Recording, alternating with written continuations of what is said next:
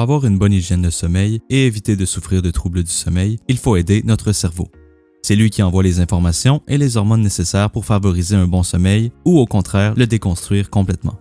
Notre horloge biologique peut aussi être facilement perturbée. Une mauvaise hygiène de sommeil mène immanquablement à des troubles du sommeil.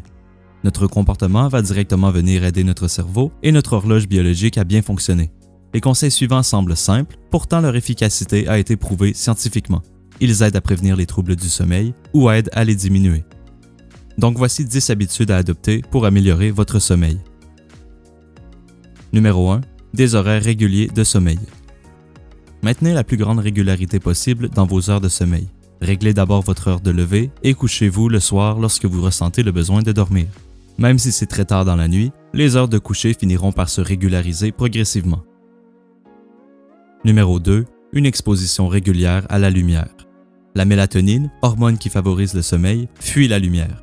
Votre horloge biologique répond très fortement à l'exposition à la lumière. Maintenez la plus grande régularité possible dans vos heures d'exposition à la lumière et à la noirceur. Exposez-vous le plus possible à la lumière solaire le jour. Dormez dans la noirceur et demeurez dans la lumière tamisée la nuit si vous sortez du lit. 1 heure avant de vous coucher, allumez les lumières indirectes plutôt que les plafonniers. Les écrans des ordinateurs, des iPads, des tablettes envoient une très forte lumière, appelée la lumière bleue, et des études scientifiques ont démontré que cette exposition lumineuse suffit très largement à ralentir l'arrivée de la mélatonine, l'hormone qui doit vous plonger dans les bras de Morphée. Évitez donc de regarder vos courriels ou votre Facebook juste avant de vous coucher. Si vous vous réveillez en pleine nuit, même conseil. Numéro 3. Évitez de faire des siestes. Si vous souffrez d'insomnie, détendez-vous, mais évitez de faire une sieste si vous ressentez de la fatigue importante au cours de la journée. De manière générale, la sieste vient diminuer la pression de sommeil. Vous serez moins fatigué au moment de dormir le soir. La sieste vient donc perturber votre rythme veille-sommeil. Numéro 4. Évitez la drogue et l'alcool pour vous endormir. Même s'ils aident à s'endormir, ils comportent un inconvénient majeur dont vous ne vous rendez peut-être pas compte. Sous l'influence de l'alcool et des drogues, la qualité du sommeil diminue. On dort, mais mal, et on récupère moins bien. Il a été démontré par des polysomnographies qu'en prenant des substances ou de l'alcool, les personnes s'endorment vite, mais leur sommeil est tout décousu et de très mauvaise qualité. Résultat, on se réveille fatigué et mal en point, même si on a dormi longtemps. Numéro 5. Ne restez pas dans votre lit.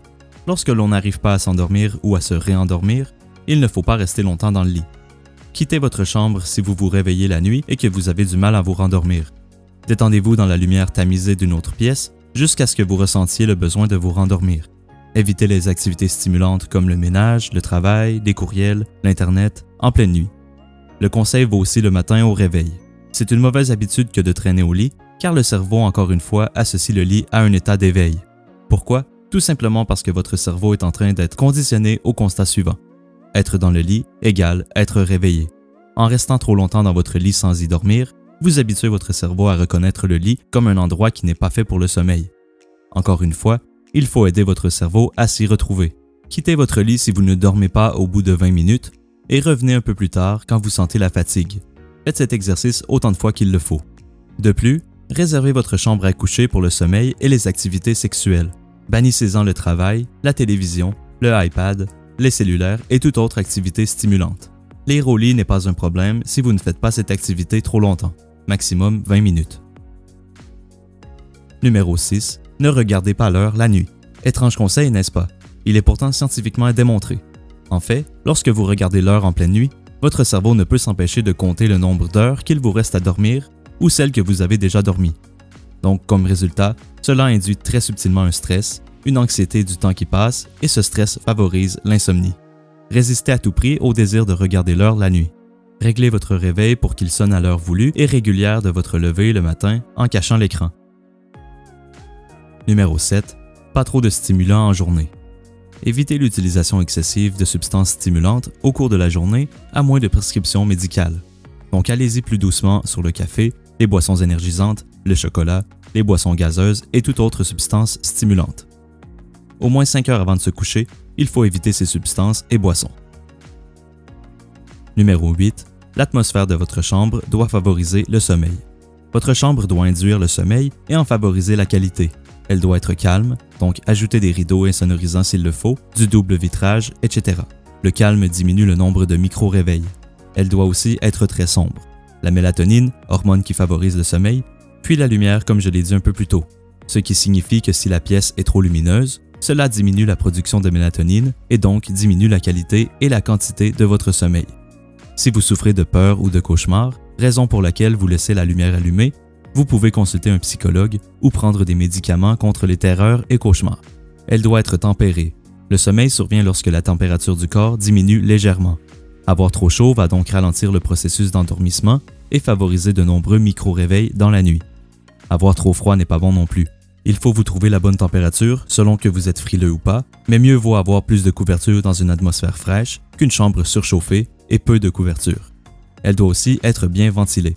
Pour une bonne oxygénation du cerveau durant la nuit, il faut que la chambre soit bien aérée régulièrement. Nous produisons beaucoup de polluants dans l'atmosphère d'une maison, comme la cuisine, les produits nettoyants, les parfums, etc. L'aération permet donc d'assainir l'atmosphère de la chambre, ce qui est bon pour notre cerveau durant la nuit. Numéro 9. Repos, loisirs et activités physiques, la juste mesure. Planifiez un temps de repos et de loisirs tous les jours, particulièrement en soirée. Mais ne vous lancez pas dans une activité physique intense en soirée, vous penserez peut-être que ça vous apporte une bonne fatigue et qu'après vous dormirez mieux. Mais généralement, cela induit l'inverse. Les activités physiques stimulantes donnent de l'énergie, dopent le cerveau de substances énergisantes et stimulantes, bref, pas de quoi faire de dos. De plus, l'épuisement physique n'induit pas le sommeil. Très paradoxalement, on met plus de temps à s'endormir en étant épuisé. Dans les activités physiques, il faut trouver la juste mesure. Le soir, mieux vaut faire des activités de méditation, de yoga ou des activités tranquilles, comme du bricolage créatif, de la lecture, etc. Cela dit, l'activité physique est essentielle à un bon sommeil. Cela permet d'oxygéner le cerveau et cela favorise une bonne santé générale. Les deux sont liés, le tout est de savoir quand le faire. Et finalement, numéro 10, adopter de saines habitudes alimentaires. De manière générale, ce que l'on a dans le ventre a une influence directe sur la qualité de notre sommeil. Des aliments trop acides peuvent générer du reflux gastrique, induisant des brûlures de l'œsophage en position allongée. Des repas trop lourds vont empêcher le sommeil de venir. Une fois allongé et prêt pour le sommeil, le processus digestif, commandé par l'horloge biologique, ralentit. Un système digestif au ralenti avec un ventre plein, ça fait mauvais ménage. Résultat, des ballonnements, des crampes, etc. Et des repas trop légers tant qu'à eux, lorsque l'on a faim, une hormone stimulante est sécrétée, empêchant le sommeil de venir. Le corps réagit au manque, il crie et vous empêche de vous endormir. Une alimentation qui favorise la prise de poids n'est pas idéale pour le sommeil. En effet, une prise de poids trop importante peut induire de l'apnée du sommeil par exemple. Une alimentation trop peu variée peut générer des carences en minéraux et vitamines comme le magnésium, ce qui peut causer des crampes nocturnes, ou le fer, qui peut favoriser le syndrome des jambes sans repos. Donc si vous avez des conseils qui n'ont pas été mentionnés dans cette vidéo, vous pouvez les écrire en commentaire. Merci d'avoir écouté la vidéo. Si vous avez apprécié ou si vous avez appris quelque chose, n'oubliez pas de laisser un j'aime et de vous abonner à la chaîne pour ne manquer aucun contenu lié à l'accès au succès.